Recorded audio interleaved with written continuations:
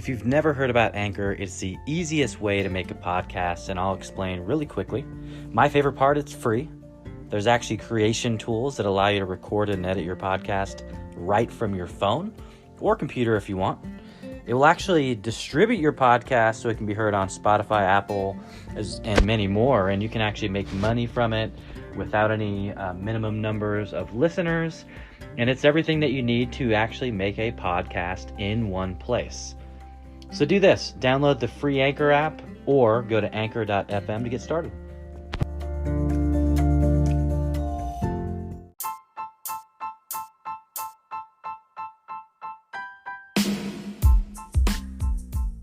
Hey, I hope you all are well. I can't wait for you to listen to this episode with Charlotte Silverstein. She's got a lot of passion for what she does, and let's go ahead and get right into it.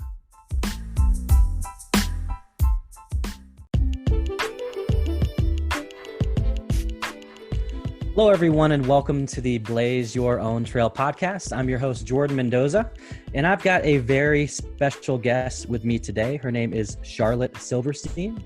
And Charlotte, if you can, just go ahead and give the audience a little quick intro about you. Thanks so much for having me on, Jordan. My name is Charlotte Silverstein, and I am the founder of Lena Rose PR. Represent a wide variety of clients from food and beverage, fashion, beauty, some authors, retired athletes, and they all have something in common, and it's that they're do-good clients. So whether they're vegan and sustainable or promoting mental health, women's rights, advocating for veterans, they all are impacting the world in a positive manner, and that's something that's very important to me. And each client has a different strategy, so I love, sharing their messages and creating different campaigns to get their word out there and promote their offerings and make them some money and, all that good stuff. And right now, we're a boutique-sized business based in Los Angeles, California. Awesome. Definitely. Thank you for sharing that. And so what I do with most of my guests on the show is I'm super big into context. So I know you've got this PR agency today, but I really want to take a little rewind and get some context about you. And so let's rewind back to your elementary days. So what kind of kid were you? Were you into sports, more into academics? What kind of kid was Charlotte when you were in the elementary years?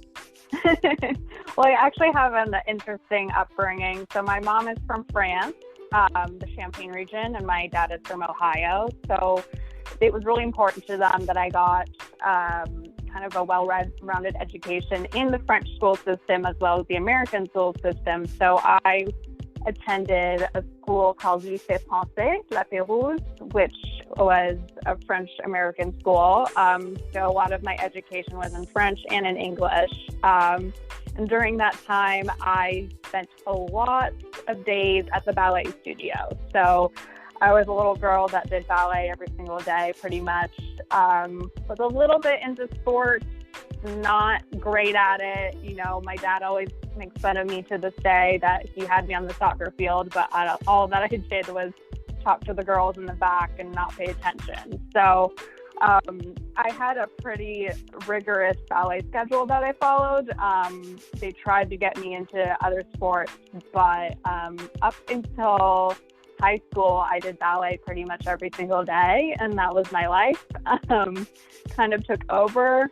Did so many Nutcracker performances and have hundreds of point shoes and different outfits. And then finally, through middle school, I went to the French American school. And then finally, my parents realized that I needed a different type of schooling. So I went to the public high school in my town, which is called Mill Valley, California, out of San Francisco. And from there, I kind of rebelled and quit ballet completely. So did a 360 basically, quit ballet and then started doing track and field. And really got into yearbook as well. And that's kind of where my love for public relations came into play. That's awesome. So let's talk about ballet for a little bit because, if I know anything about ballet, I have two daughters. One of them's 11, one of them's 8. And the 11-year-old, when she was younger, she was super interested in it, and going to these different places. We would do the Groupon thing first, right? You got to test. You got to make sure. You got to make sure your kids are actually gonna want to do it. And so we did that route, and she was really into it. And the one thing that I always notice is really the discipline that it takes, right? And so for the audience that's listening, maybe they've never done ballet, or maybe they dabbled in it a little bit. What are some things that you think are foundational for you today in business? Some lessons that maybe you learned from ballet that you would say still impact you today? Yeah, I think, as a little kid, it's a really intense schedule, and it makes you become a really hard worker really quickly. And the teachers can be a little scary and intense. So I don't know, it just helps me deal with a lot of big personalities from day one, even when I was younger, and not to take things too personally. You will get critiqued and corrected many, many times. Even when you're younger, the language that is used is a little bit harsh. And I feel like that helped me build up a strong backbone, because to this day, in public relations, I can deal with some big personalities that have strong messages and not so nice things to say. So I think in that sense, I can kind of let meaner comments brush off more easily than some other folks might. And then just really getting really organized. You had to have your shoes, your tights, everything all set and ready to go. So as a little kid, sometimes, you're not in charge of your own clothes and stuff like that, but they really instill that in you to be organized and ready to go. And also, take direction really well. So overall, it was very, very intense. There's some ballet schools that aren't as rigorous, but this was a pretty rigorous program. And it came to a point where, a lot of the girls, started dropping off and quitting, and it was sad to see, but I pushed through it up until, like I said, high school, when I rebelled and realized I didn't want to do it anymore, because probably of the intense schedule, and I felt like I didn't have a life outside of ballet. I didn't really have time to, have play dates anymore, or go hang out with other kids and, go to the movies even, because you're either in class or you're in rehearsal for a show. So I think in terms of discipline, it really instilled that in me, and made me a really hard worker from day one. That's awesome. And I think that's definitely some value for the audience, right? Because, when you learn things like discipline from a young age, it sounds like you learn, organization, how to work together with other people. Like, those are definitely foundational things for business, yes. Right? Mm-hmm. If you're going to have a business, you need to have that tough skin, like you said, especially when you're dealing with people that, the outside world looks them as high profile individuals. So, I think those are definitely great lessons to learn and great things to carry on. So, and then you mentioned the yearbook thing, right? So, I always enjoyed, having my yearbook signed by people, but I wasn't interested and didn't want to be involved in the editing process or taking the pictures of people. So for you, what really kind of, made you say, you know what, I think this is something that, down the road in life may be valuable if I start to get involved in this? I didn't really see it that way, to be honest. I just, had a couple of friends in yearbook. It sounded like a fun elective. So I got into it early on. And, like you said, I kind of dabbled in everything. I took photos, I did interviews, even went around to local businesses to fundraise for money for the yearbook, selling ads to parents, that sort of thing. And then eventually I worked my way up and I was editor-in-chief. But, it wasn't until maybe a year or two into it that I realized that these were valuable skills. I was just, a teenager having fun with my friends, and I really enjoyed it. So it didn't really feel like work to me. And then as I grew older, I started to realize that these are skills that can translate to the real world. And,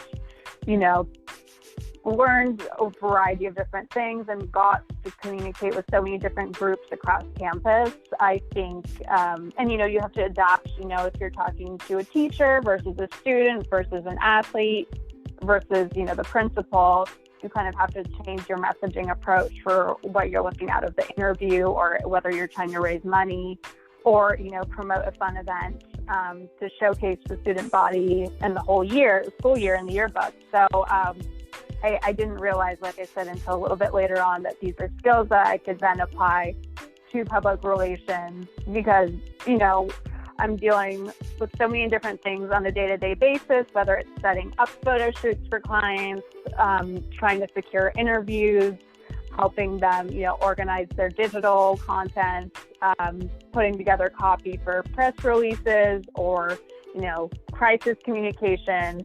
And those are all skills that I was taught early on in yearbook.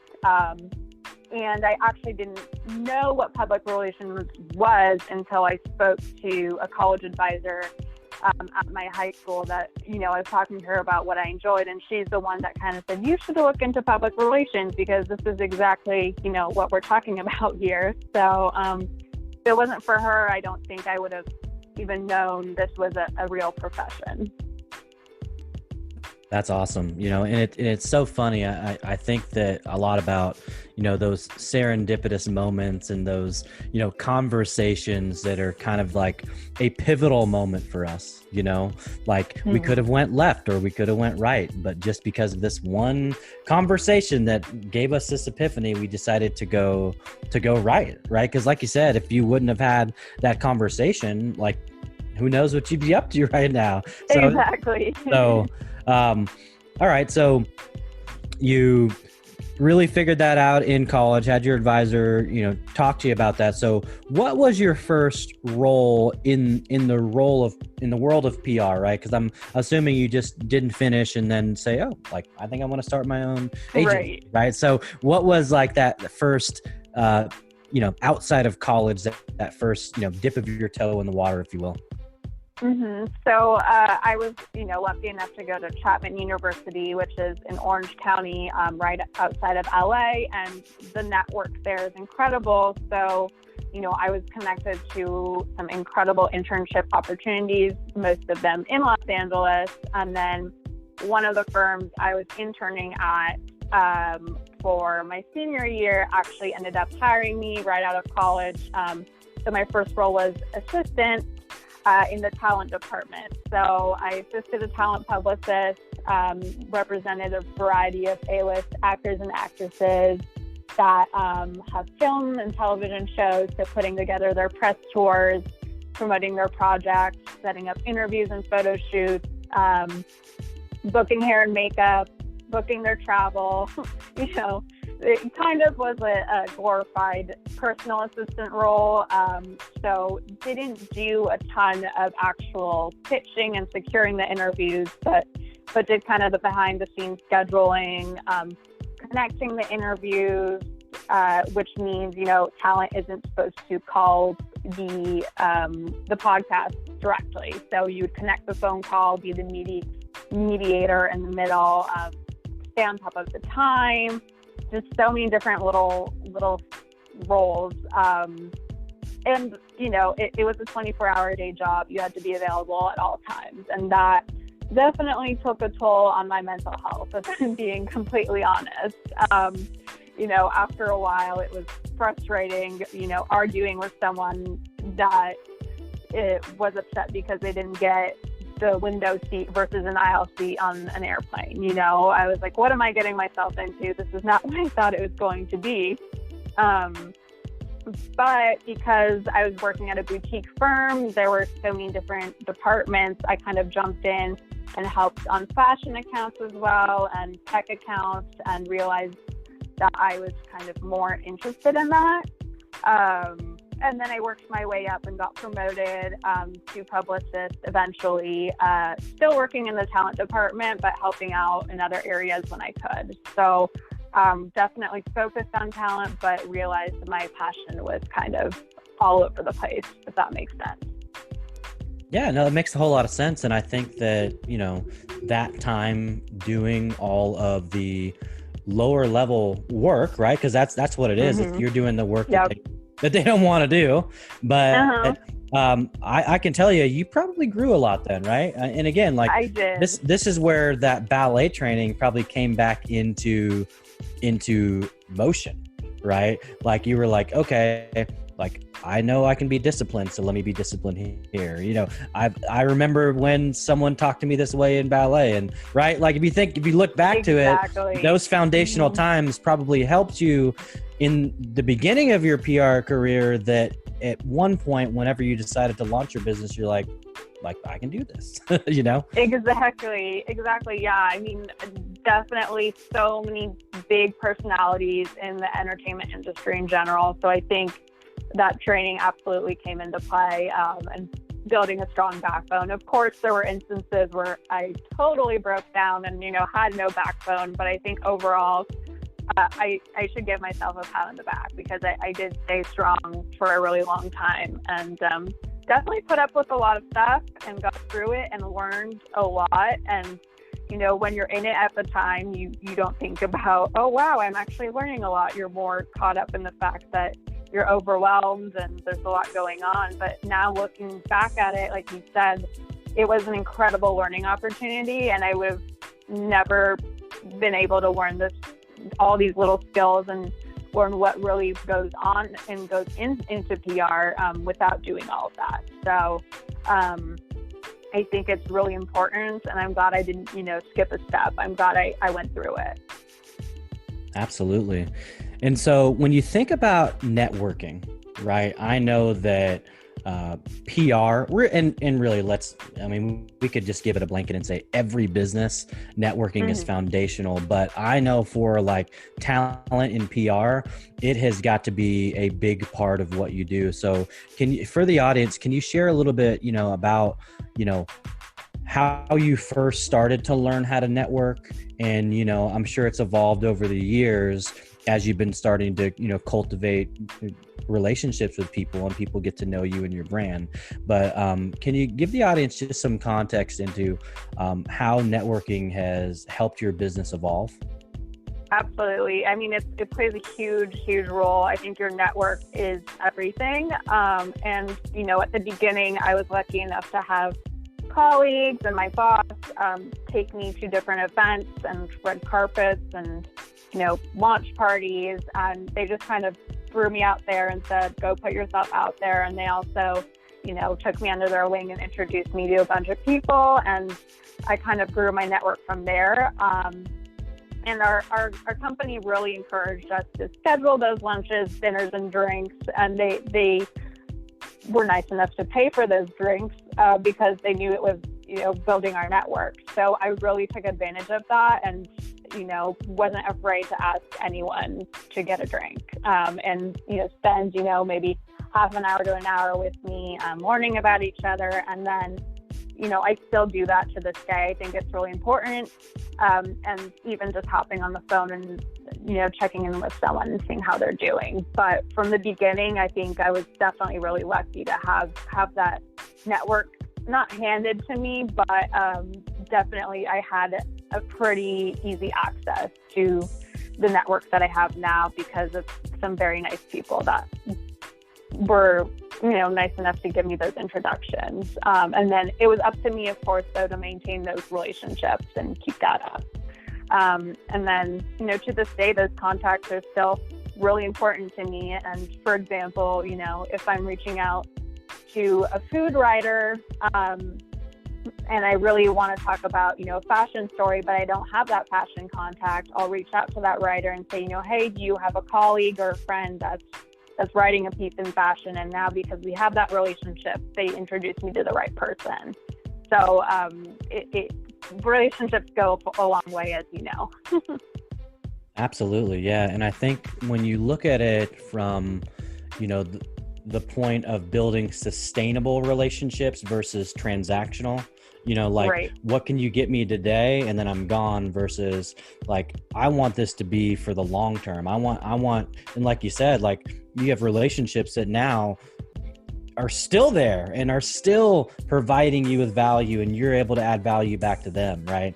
And I think that, we're in a day and age where, like you said, it's your network and having the ability to have these relationships over the long term is how a lot of businesses stay successful.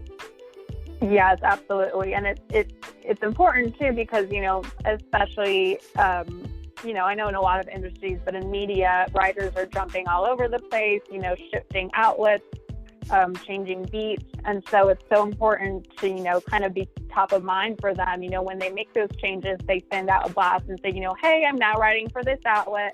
And, if you're not on that email list, on their top of mind, you don't know that they've made that change, and then you've lost the contact. So it's just, like you said, maintaining those relationships, providing value to them as well.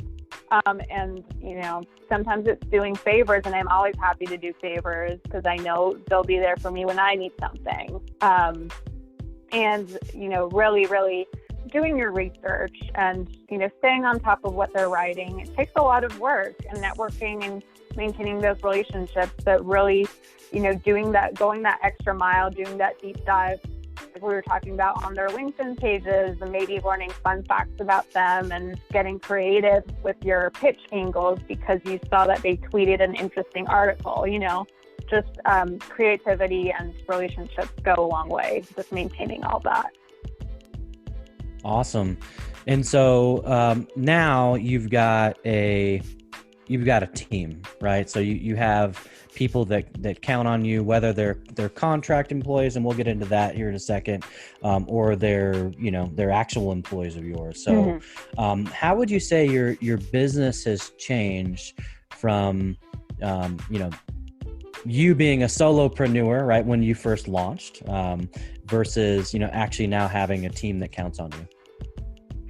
I think it's, a lot more responsibility, obviously, as you know. It's just, you feel responsible for other people's lives and their needs. And I definitely, for now, have been going the contracting route a lot more, just because on certain projects, I know I'll need that extra support, but I might not need that person full time. So it's actually incredible, like we were talking about earlier, the world of digital and how we can connect and meet people through LinkedIn. And there's different websites now, like Upwork, and where you can post and are just looking for contractors for certain specific projects. So I think that's been really nice. But of course, because of my strong network now, I know I'm easily connected to, another publicist that's looking for a job, just a one-time one-off, or looking for a little extra cash, that sort of thing. And I think that works really well, at least for my business and the way I'm growing, versus having people on full-time depending on the project. I don't want them sitting around. And I feel that, certain accounts I have a great grasp on and don't need help, versus another client that's much larger or is having an event. I'll hire certain people just to help me out for one event, one night. It really is a case-by-case basis. And I think that's where the network and the digital is really, really valuable. Absolutely. And so when you think about people that have helped you along the way, right? I know I'm sure one of your ballet teachers is probably someone that's been, instrumental in your life. Who would you say, if you could pinpoint, one person that has really kind of mentored you or coached you along the way, who would that person be? And was it something that they said, or was it just kind of the way they deliver knowledge that made you choose that person? So it's actually funny. I would probably pick my high school Spanish teacher. His name was Senor Cruz. He was incredible. And in high school, I had an insane fear of public speaking. And the way he taught, he forced everyone up at the beginning of class. It would be a random draw of who would reteach the lesson from the day before. And I was always terrified and always would go into class sweating and freaking out that I would get called on to teach the lesson from the day before in front of everybody. But he kind of forced us to do this, and he played an instrumental role in kind of forming everything in my life and having me overcome my fear of public speaking. I wrote all of my college entry essays about him and his techniques. His job actually before teaching high school Spanish was teaching members of the CIA and the FBI Spanish in a really short amount of time. So his techniques were very intense, but it really forced me to overcome this big fear that I had. And then from there, he kind of also guided me towards, trying out different things and helping people. And I would definitely say it was my Spanish teacher, which it seems a little bit random, but he helped me overcome a big fear. And I will always be thankful for that. That is awesome. And so, hey, listen, Mr. Cruz, if you are listening, shout out to you, right? And listen, with everything that's going on with COVID-19, shout out to all the teachers out there right now, because I know, their lives have been flipped upside down, right? You think of it from a teacher's perspective. If you're used to the classroom, now you've got to create your lessons in a digital environment for kids. We've got 4 of them, 3 of them are in school, and these teachers are like, hey, call me on my cell if you need me. We'll Zoom. Oh my gosh. We'll Zoom with your kid. We'll literally jump on a Zoom with them. Incredible. And so shout out also to all the teachers that may be listening. Keep up the great work. You're doing such an amazing thing for our kids. And just the fact that the schools weren't like, all right, well, guess you're gonna have a early summer, or early spring break. No, how about do what we're doing and let's actually keep teaching them, and for the parents, if you're a parent and you're the one that's working with the kids, shout out to you as well. My wife is a saint. I have a corporate role, so I'm working all day and she's dealing with all the school stuff upstairs, so, shout out to the parents that are having to work with the kids, because, well, listen, we're all going through this together. I was on a work call the other day and it was like, listen, I know you guys are working from home, so maybe one day we'll do show and tell your pet and invite your family on the Zoom call, right? And let's get creative about this, because at the end of the day, we're all human. We're all in this together. And there are places like you're in California, there's a shelter in place. So things are a lot more serious. So let's get into that real quick. So how have you been dealing with this? Because you're in a service facing business, right? You have clients that are counting on you, even with everything going on. So how are you tackling this from a customer service / because this is also important, customer experience standpoint? Absolutely. I mean, it's kind of been a big shift overnight, but like you said, we're all in this together, and that makes it a little bit less scary. But there's actually so much opportunity right now. So, we've sat down with all the clients and kind of re-strategized really quickly. The ones that are in food and beverage, which are in grocery stores, are actually doing fantastic right now, because I'm sure you've seen, everyone is raiding the grocery stores. So they have no problems right now. And the ones that can provide, tips for relaxing at home, the ones that are thought leaders, the ones that are athletes and nutritionists, all of them, they're kind of stepping up and helping people relax more. So it's kind of putting their content out there, making it available to help people get their mind off of this crazy situation. They're kind of re-strategizing and re-shifting, but like we said, everything is shifting to digital now. So, all the in-studio interviews are now being done by Zoom or Skype. So it's getting creative and, getting my clients onto those shows and Skyping in and sharing their tips as to how to, de-stress and overcome this. And everyone's consuming a lot more content. So I have a couple of authors that are clients that's making sure that their content is available, not only, of course, in print, but in digital, so people can go and download their book easily, and getting that out there.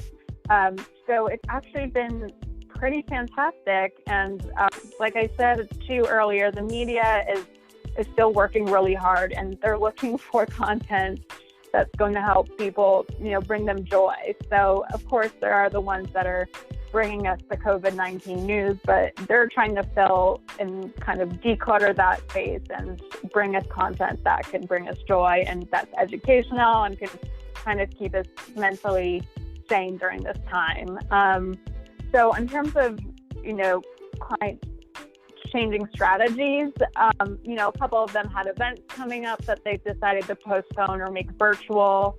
I know you had Heather Odendahl on recently from W North, and she just had to postpone her conference until October. So it's just kind of re-strategizing and shifting content to virtual platforms. And I know Zoom as a whole has been the most popular, but I think it's overall, there's a lot of opportunity, and I'm really thankful that my clients are, kind of in this and ready to go, and everyone's kind of making the shift quickly and without too much hassle.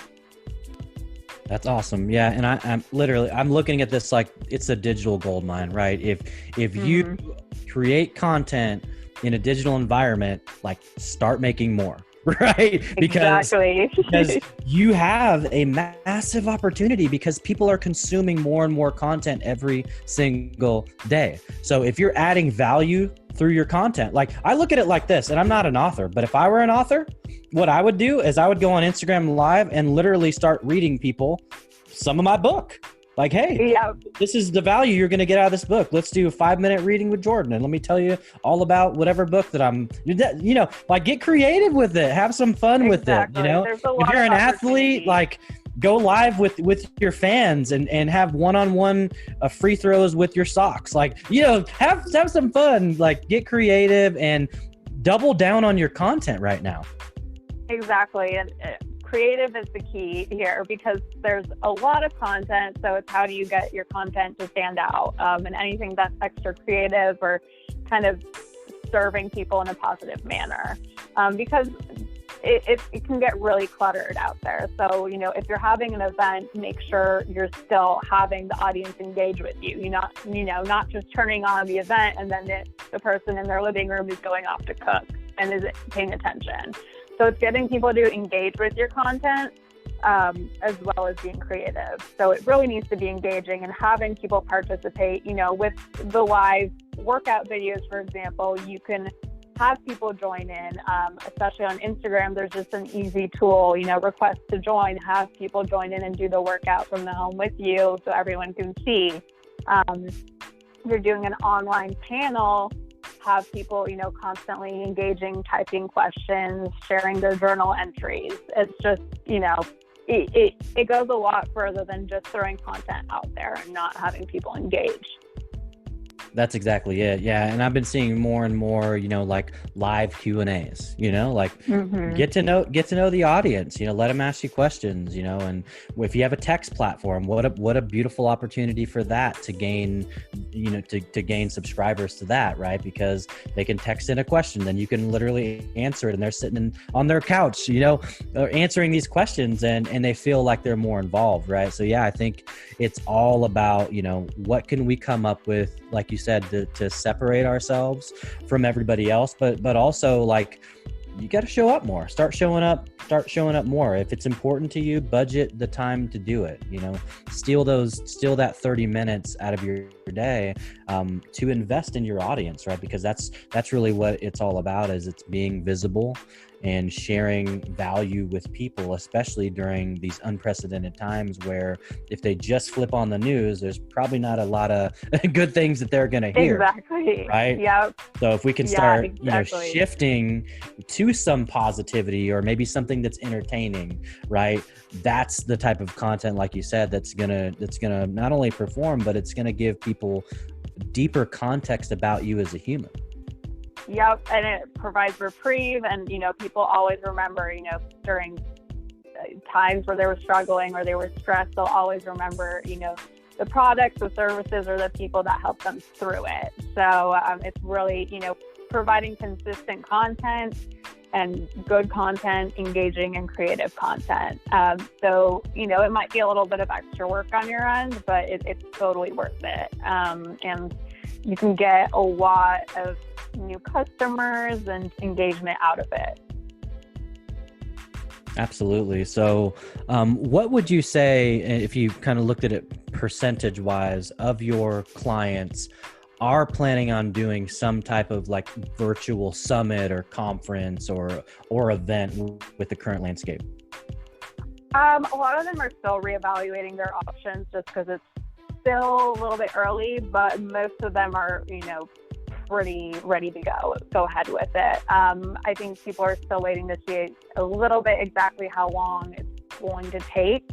So some are postponing their events to remain in person just later in the year and hoping that this kind of peters out. But others are, already taking it upon themselves naturally to go on and create content, and they're thinking about doing, virtual courses and that sort of thing. I have a client that's a professional organizer, so this is the perfect time to be organizing your closet, your home, your business.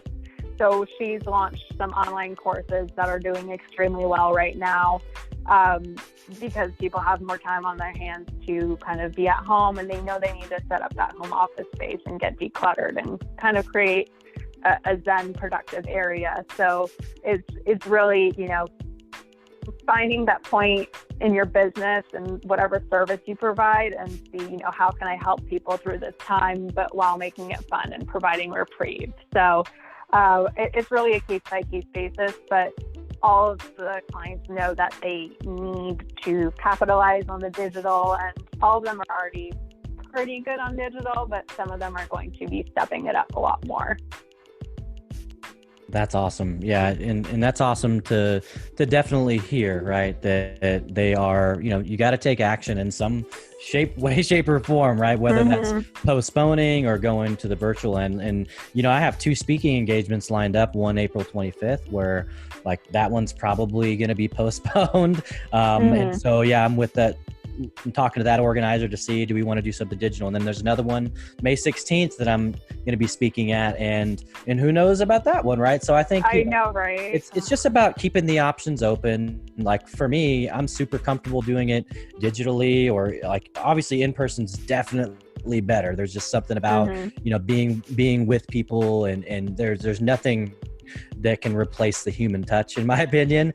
But with the technology that we have with Zoom, and if you can do a good job at moderating chat and having a team help produce these things, I think they can still be massively valuable.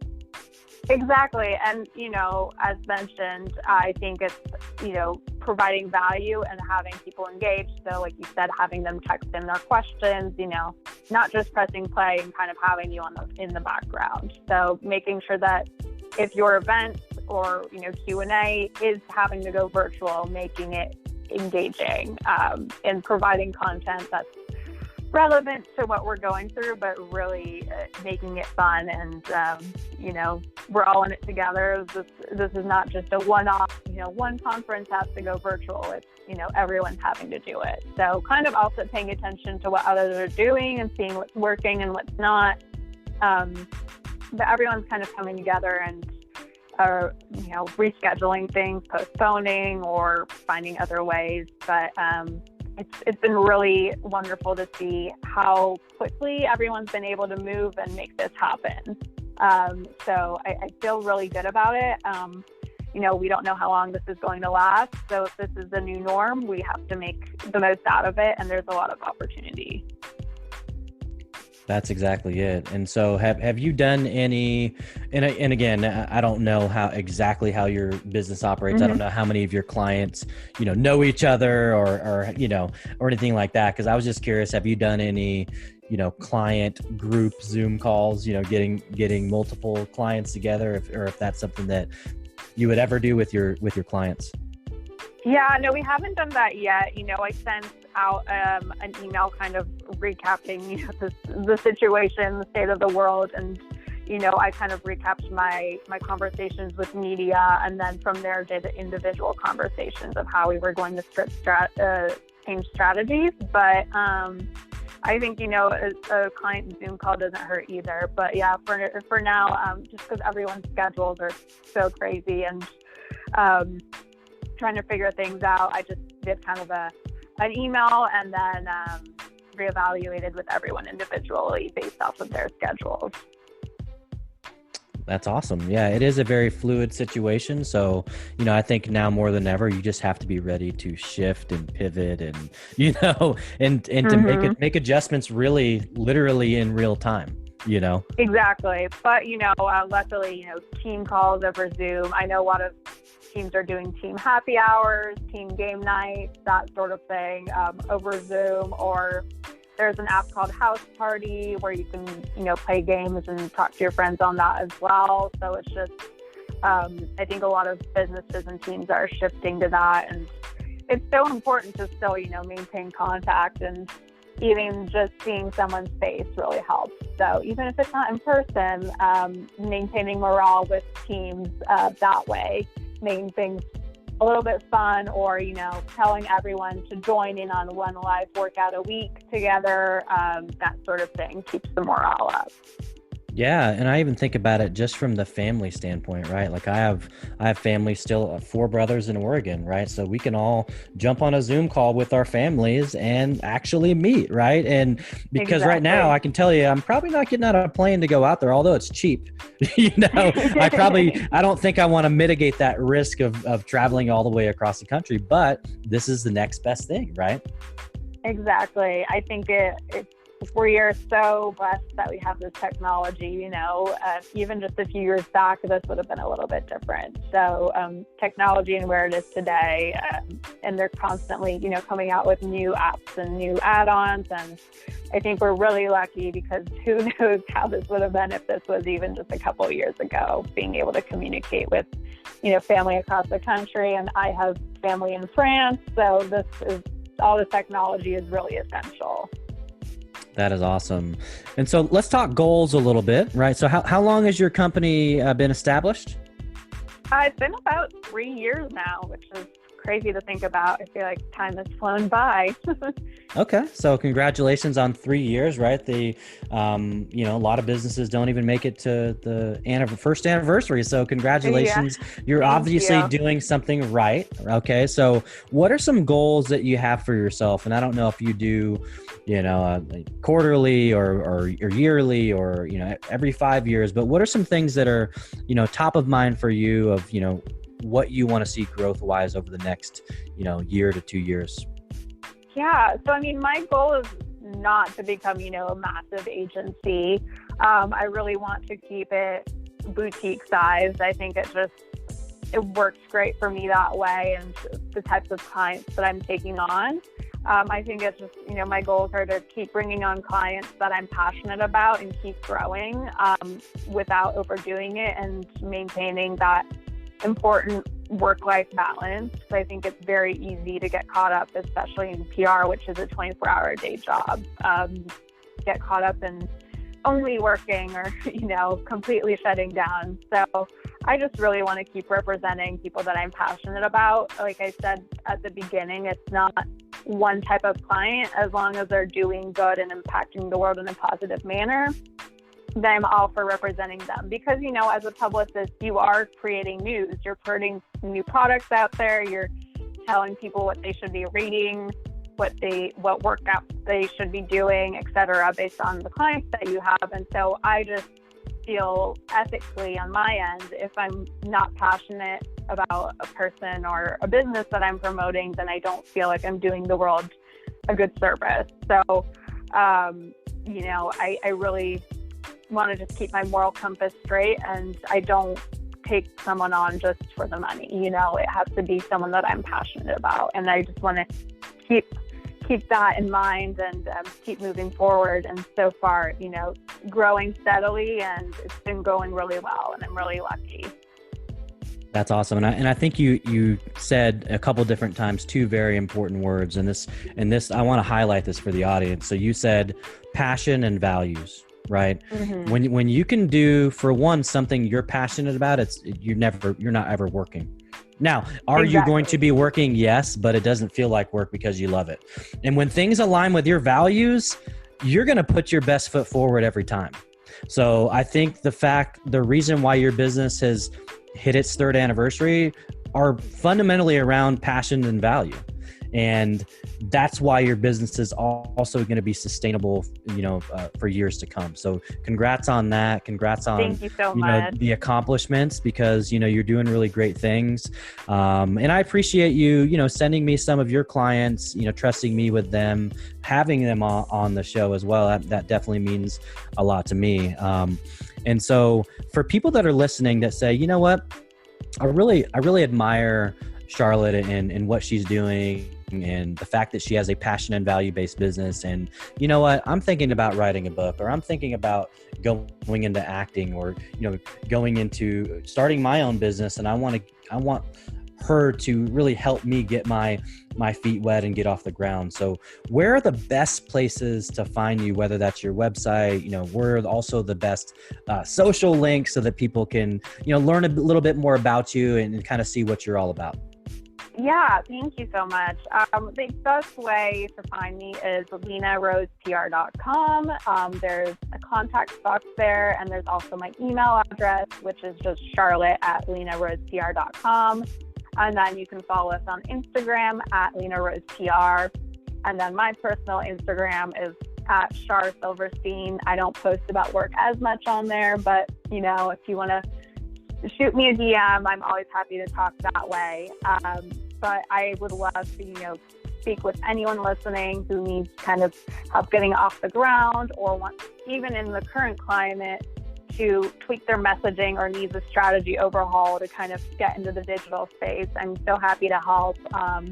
Whether, you're a big company or a small entrepreneur just starting out, the sky's the limit, and I don't really turn anyone away unless I feel like they're not aligned with my values. So, like I said, I don't have one specific type of client, and I think everyone has a story to tell, and I really want to help share that story with the world. That's awesome. I love that. And that's why you're on the Blaze Your Own Trail podcast, right? You have blazed your own trail, and you actually help people blaze theirs. So it's been great having you on. I do have a final parting question, and that is, where did you come up with this name, Lena Rose? Where does the meaning come from? Just for the audience that might be listening, because your name's Charlotte Silverstein, and Lena Rose is very far from that. So I want to know for myself, but also I think it'd be good for the audience to just get that context. Yeah, absolutely. Yeah, and I toyed around using my name, and I decided I didn't want to. Lena is actually my middle name, and it's my grandmother's name on my father's side, who I was never able to meet. She unfortunately passed away before I was born, but just all the stories I heard about her, she's incredibly powerful and, a really inspirational woman. So I felt like that was a strong name. And then Rose is actually my birth flower. And I feel like roses have so many different layers and petals. And I felt like, there's so many different layers to my business and my personality and myself. So nothing super complicated behind the name. Just, again, Lena is my middle name, and Rose is my birth flower. So I felt like that those are two really strong elements that put together, or overall encompass my personality and what my business is about. I love it. Really appreciate you sharing that context. And it was such a pleasure having you on the show. Ladies and gentlemen, that was Charlotte Silverstein on the Blaze Your Own Trail podcast. Thanks so much, Charlotte. Thanks so much for having me.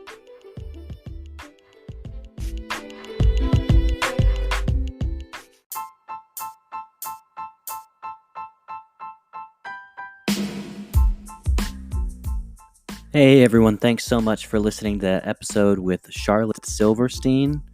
Well, if you're in need of PR, you definitely know who to go to now. She's up to some big things. She has some amazing clients. Make sure to check her out on all her social links that I'll be putting down in the show notes.